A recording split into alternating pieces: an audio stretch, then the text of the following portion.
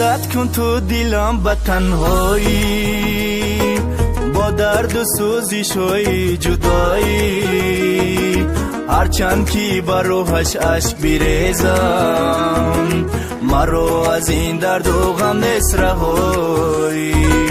روزهای من گذشت بر پایی، ندانستم یارم بی‌وفایی.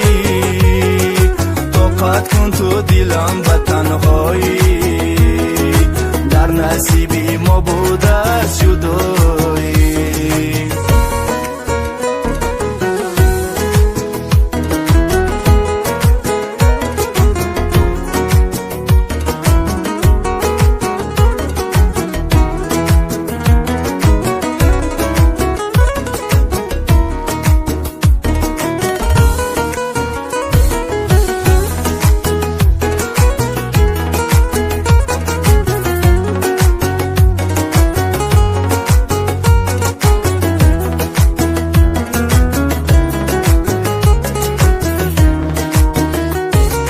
میدانم که درد عشق دشوار است، درد و غمش در دوش تو بار است. ندانستم یارم بی‌وفا بود، عشق و محبتی ما خطا بود. زی درد و غمهای او بیمارم، آخر زی دستش دل افگارم.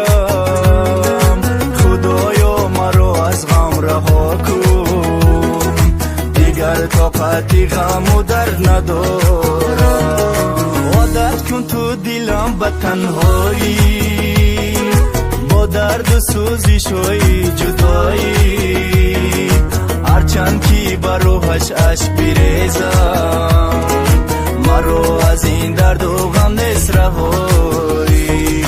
روزهای من گذشت بر پایی، ندانستم یارم بی‌وفایی.